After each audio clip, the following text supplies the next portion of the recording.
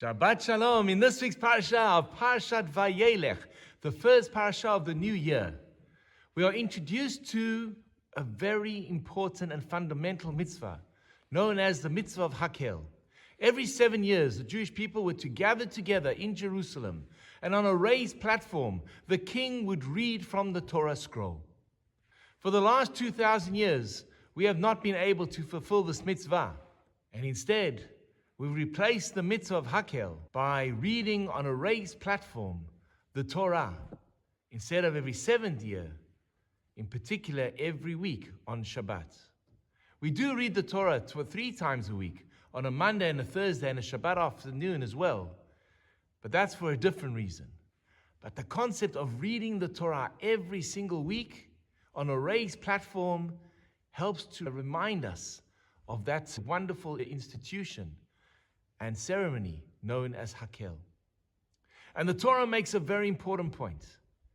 Once every 7 years, you had to go to the ceremony. But who had to go? Anashim, nashim, bataf. Men, the women, and the children. Imagine this.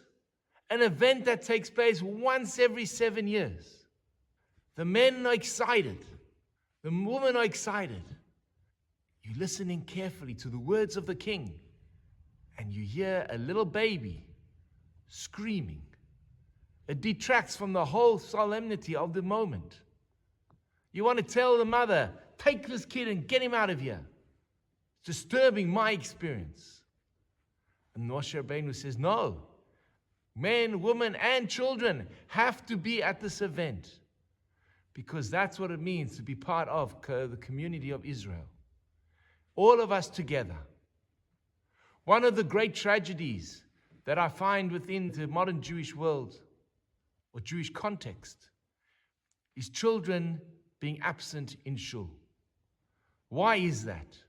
Because the child comes into Shul, makes a noise. Someone says, shh, take the kid out. The mother feels embarrassed to bring the child back to Shul, and the child grows up with a feeling that this is not my place. This is not the Jewish way. On the most important event, once every 7 years, Moshe insists that men, women, and the children are there. Let the children experience the pageantry, the beauty of the event. Of course, we have a responsibility of decorum, but more important than decorum is that the children are involved and witness this experience. When a child walks in to a packed shul on Rosh Hashanah and Yom Kippur, hears the shofar, has a chance to enjoy the melodies of the chazan and the choir and the community all in singing, it creates an impression that will last a lifetime, a love of the space. But when someone tells him to get out, no longer, and they will lose that connection. Especially at this time of the year, between Rosh Hashanah and Yom Kippur, when the shuls are at its fullest, we have to ensure that our children have the opportunity to experience the beauty of these chagim. I have a very simple rule in my shul. Men and women are not allowed to talk. If they need to talk and greet, go outside. But if a kid makes a noise, for me, that's the best sound in the world. I want the child to feel comfortable in this holy space, because when they do, they will appreciate it. And when they appreciate it, they'll want to learn more about it. And when they learn more about it, they become more connected. And when they become more connected, they become part of the community. The little shush has driven so many Jews away from Judaism. Be wary.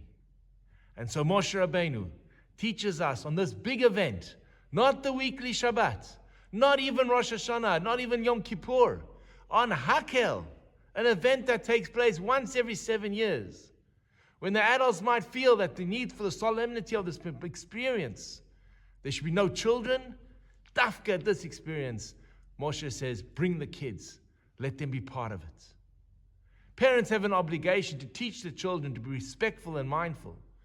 But if a child can't, that should be no excuse for them not to attend. Let's embrace our children and welcome them into our synagogues, because they are our future. We need to invest in them and show them the majesty of our services. Wishing you all Shabbat Shalom. Hi, this is Rabbi Lewin. If you've enjoyed the content of the sermons and the ideas that have been expressed in the YouTube video, please hit that first subscription button and notification bell, and share the videos with friends. We'd love to grow the channel and love to engage with you. Please share your comments in the section below. I'd love to hear from you. Have an amazing day.